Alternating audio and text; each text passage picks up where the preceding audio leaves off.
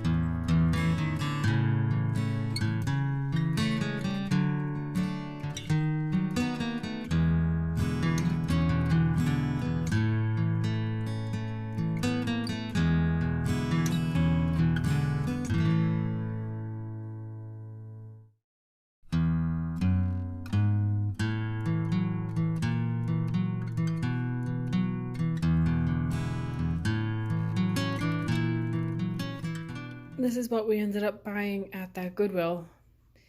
I put down the books I was holding. I bought the kids each a book and each a game.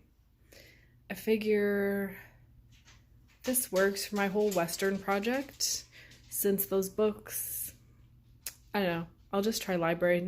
There were nothing that like were on my list of things I'm excited about, so just a game.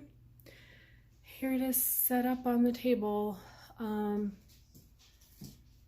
We have the card game, and I'm wondering if this board game version is going to be more winnable, because that card game is damn impossible. But then again, surviving the Oregon Trail, no easy feat. A lot of rivers over here. Well, no one wants to do that. Can I go like across like a corner? Like from corner to corner? Or no? What's that done? I need a fort, people. I got first pick of land. You can have the back. Hi. It's been like a week-long reading experience, but I finished Westward the Women, so this is going to go down as my first in my Reading Westerns project for 2023. This was, let's see, 1, 2, 3, 4, 5, 6, 7, 8, 9, 10, 11, 12 short stories. I put in my ratings for each one on the table of contents. So there was only like 3 that I didn't care for. And let's see, I had 1, 2, 3, 5 stars, and then some 3.5 and 4 stars. So overall, an excellent reading experience. Lots of different genres, lots of different locations. I think this was a good place to start because it's kind of proving to me that my preconception of what a Western was just out of not being familiar with the genre. There's actually so much. It's such a broad genre, and there's so many areas that you can delve into in terms of a Western. There's so many locations. There's desert, there's mountain, there's plains. You can read a story about homesteading that's like kind of one place, an isolation story, or there's a journey. My favorite story in here, let's see if I can read you really quick.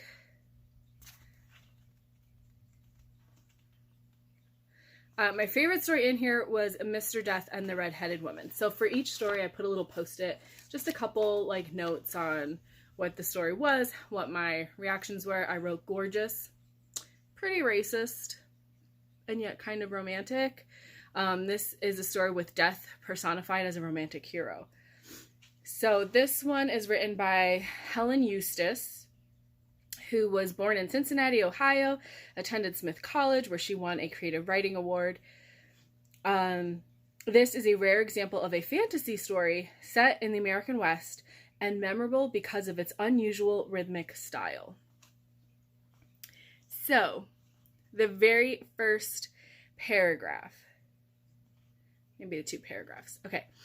Mr. Death come a-riding in from the plains on his pale stallion, a-shooting off his pistols, bangity-bang-bang, till you'd have thought some liquored-up Injun was on a spree. Hoo-wee, we was scared, all us little uns, and the grown folk too, only to them he seemed more familiar. But he never touched nary a soul that day but Billy be damn Bangtree, the one the girls all was crazy for. And Mr. Death no more'n just laid a finger on him, so he didn't die right off, but lay there cold and sweatin', dying of a bullet in his belly, which was shot off by a drunken cowpoke in a wild euchre game. So I just think right away you get what the editor, Vicky Piekarski, means by an unusual rhythmic style. But yeah, this one probably had the most racist language, but kind of just like as throwaway phrases, not actually directed at anyone. So that's something I'm going to have to be prepared for reading older in terms of when they were in Westerns. Okay, so far really successful. I won the Oregon Trail game last night. And I think it's because I had spent the week preparing. Also, I got really lucky, like you draw calamity cards, and so for Nate, he got hit by a pickpocket and had to lose resources. The kids got like frozen or other things. I got like a free compass and a free wagon extension. So like I was getting all the good calamities and like, everyone else was getting the bad stuff. So I won. I don't even have a watch. I was about to check what time it is. I don't wear a watch anymore. It's been years. But let me check what time it is. And then I think what I'm going to do is do a quick browse on my shelf and pull off things that could be Westerns to read in the future. Before I start pulling stuff from the library or ordering more books in this genre. I'm probably going to spread it out. Like right now, I'm reading a library book that's a historical fiction set in like Victorian London around a theater performer. Not a Western. But it's going to be a long-term project. So I'm going to cut this vlog off here. I'll pull out some books. Get ready for dog tappies. Daisy's about to come down the stairs. Okay, I did it. I made that stack of books from my own library that might fall into this Western reading project. I'm not going to bullshit you and tell you that I'm going to read all these before I buy any new ones. We know that would be a lie. Because honestly, I'm not sure how successful these will all be in satisfying what I want out of the Western genre. Western umbrella. Look at this. So first of all, speaking of all the different genres, this is obviously not a homesteading west of the Mississippi journey, but Star Wars is, I guess, a space western. And specifically this book that has been on my TBR for way too long is within the Clone Wars like branch of the Star Wars universe. And in this one, the Sith's most dangerous warrior, Ventress, what's her name? Asajj Ventress, is joining up with this kind of rogue Jedi to hunt down a Sith Lord. And to me, that sounds pretty Western mission kind of story. There is a character in the Clone Wars series. His name is Cad Bane. And his whole character design is made to look like a spaghetti Western character. I think there's a specific actor he's modeled after, and I don't know much about spaghetti Westerns. Unfortunately, I was searching last night, there are no books specifically about Cad Bane published. So he's just in some of the TV series. But I had this one. Quinlan Vos and Asajj Ventress are two of my favorite characters in the Clone Wars. And so, yeah, this whole mission of them being from opposite sides, but joined together and having to work together to hunt down Count Dooku. I think this is going to be a fun twist on like what a Western is. I may wait and read this one much later into my Western project. It just happened to be the one that was in my hands as I was trying to get a hold of this stack. But I think I might wait till I know more about Western tropes, and then we'll be able to apply kind of this outline of what makes a Western, and then be able to apply how this Star Wars franchise plays with that. So, okay. Then I showed you this was a little free library find. This may also have been a little free library find. So I've got the 2 Louis L'Amour books. This is High Lonesome. About, 2 friends, or once were friends, and one of them is on the side of the law and the other one is let's see, he's a bank robber. And then this one is about a man in the desert. Let's see. He was etched by the desert's howling winds, a big, broad-shouldered man who knew the ways of the Apache and the ways of staying alive. She was a woman alone, raising a young son on a remote Arizona ranch, and between Hondo Lane and Angie Lowe was the warrior Vitoro, whose people were preparing to rise against the white men. Now the pioneer woman, the gunman, and the Apache warrior are caught in a drama of love, war, and honor. I grabbed this because Hondo is the name of our bearded dragon, who was named after a Clone Wars character. Hondo, I think Onaka is the character's name, and that is why this book has been sitting on my shelf. So now that I'm exploring Westerns, it might actually get read. And so being offended by these will lead me into wanting Indigenous voices. So I have The Voices of Cherokee Women. This is a compelling collection of first-person accounts of Cherokee women, including letters, diaries, newspaper articles, oral histories, ancient myths, and accounts by travelers, traders, and missionaries who encountered the Cherokees from the 16th century to the present.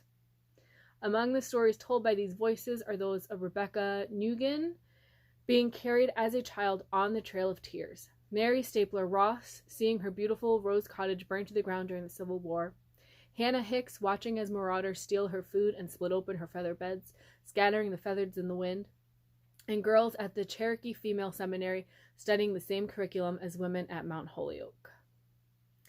This recounts how Cherokee women went from having equality within the tribe to losing much of their political and economic power in the 19th century to regaining power in the 20th. As Joyce Dugan and Wilma Mankiller became the first female chiefs of the Cherokee Nation. This book's publication is timed for the commemoration of the 175th anniversary of the Trail of Tears. So I'm not sure when that was, but this is something I bought at the library bookstore. 2013 is the copyright date on this. But this was a library bookstore dollar find. And then I have Love Medicine by Louise Erdrich. It's the saga of two Native American families told with the authenticity unmatched in contemporary fiction. Not sure if this will be a good representative of like a Western story. However, it does take place in North Dakota, which is west of the Mississippi, and it is an Indigenous voice. So this goes in my stack of possibilities.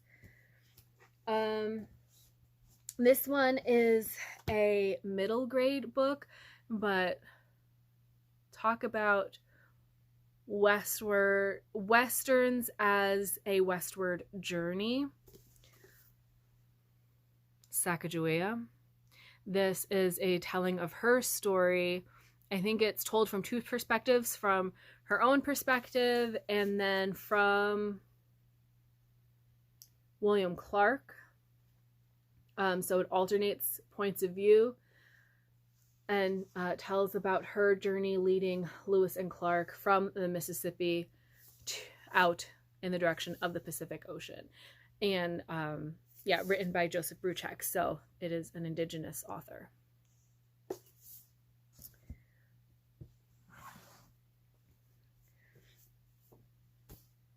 And then this is a nonfiction, Empire of the Summer Moon, Quanah Parker and the Rise and Fall of the Comanches, the most powerful Indian tribe in history. Finalist for the Pulitzer Prize. We know I don't do great with nonfiction. Used bookstore find for $1, had to pick it up. Spans two astonishing stories. The first traces the rise and fall of the Comanches, the most powerful Indian tribe in American history. The second entails one of the most remarkable narratives ever to come out of the Old West. The epic saga of the pioneer woman Cynthia Ann Parker, who was kidnapped by Comanches as a 9-year-old girl and her mixed blood son, Quanah, who became the last and greatest chief of the Comanches. That story inspired a short story in the women's anthology, Westward the Woman, that I just read. There was one of the stories was called The Lost Sister. It was excellent, and that was inspired very closely. Reading that description, that was basically that story in short fiction form. So I suck at reading nonfiction. Like, I could start this now and this could probably take me a year to like slowly piece through. Bless Me Ultima by Rodolfo Anaya. This is a classic of Chicano literature. Takes place in New Mexico.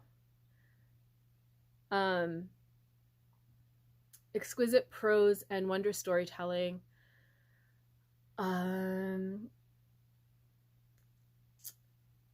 Antonio Merez is 6 years old when Ultima comes to stay with his family in New Mexico. She is a curandera, one who cures with herbs and magic. Under her wise wing, Tony will probe the family ties that bind and rend him, and he will discover himself in the magical secrets of the pagan past.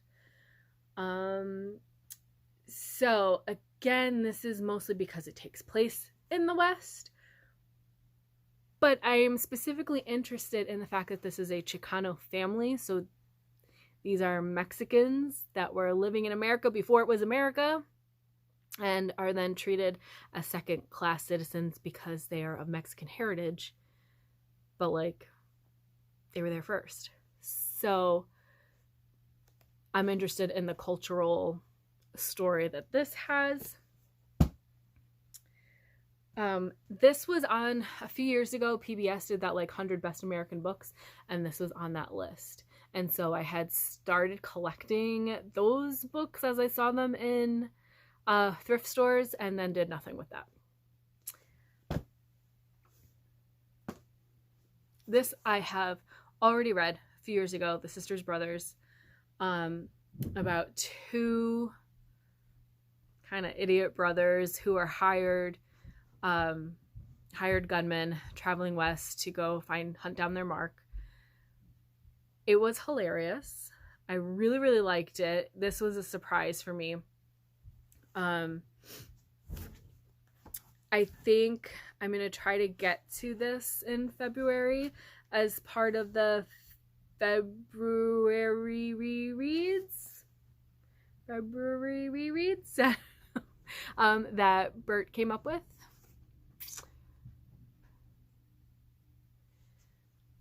There is a movie also starring Joaquin Phoenix and some other big name.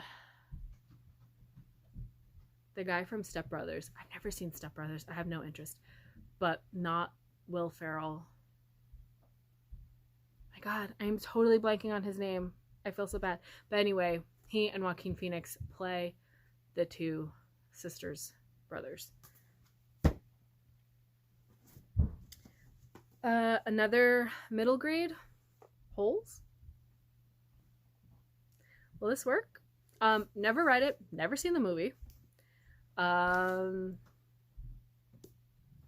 Takes place in Texas, and they're digging for treasure, maybe, as part of like a children's work camp.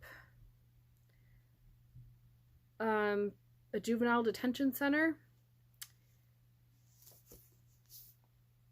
This is a stretch, but the idea of like the harsh elements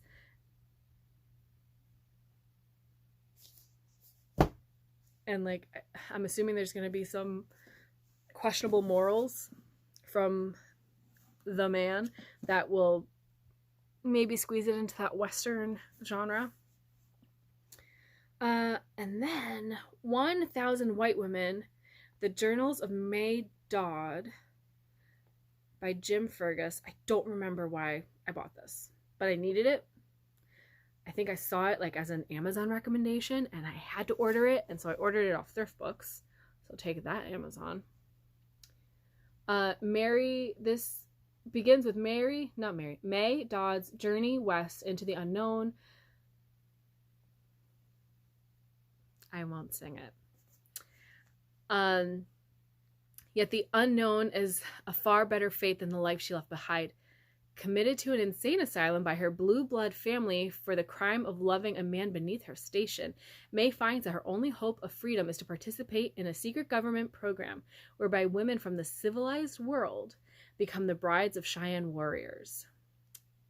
What follows is a story of May's breathtaking adventures, her brief, passionate romance with the gallant young Army Captain John Burke, her marriage to the great Chief Little Wolf, and her conflict of being caught between two worlds, loving two men, living two lives.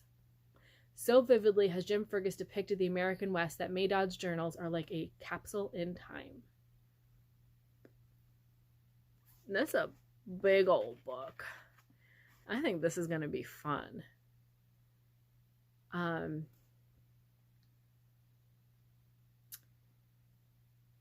I think this has a potential to be problematic, but I think this is going to be one that's like, turn off the brain and just enjoy the drama. Oh man, I'm kind of excited for this. Now I remember why I had to have it. And then lastly, Willa Cather. She was the first author featured in the Westward the Women anthology. My Antonia is part of the trilogy that includes Oh Pioneers, and there's this one, and I forget what the last one was. Like trilogy as in like they're kind of like same themes. I don't know why that's considered a trilogy because I think each one stands alone. Anyway, this is part of that.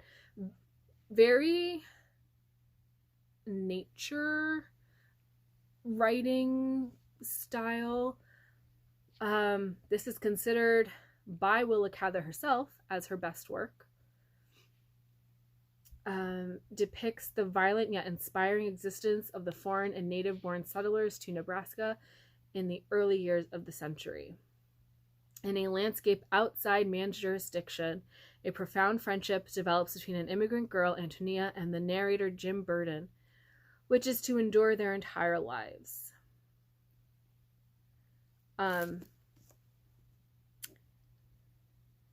So I've heard that this is great, and I love the Pioneers, so I have high hopes. That's what's on my shelves. I have a list started of books that when I get to do some book shopping, I'm going to order or check out from the library. There's some I definitely want to order and some that I'm like unsure about, so I'll check out. But these are the ones I was able to pull from my own shelves, and we'll see how that goes. Thanks for watching, and I will see you soon with a January reading wrap up. Bye!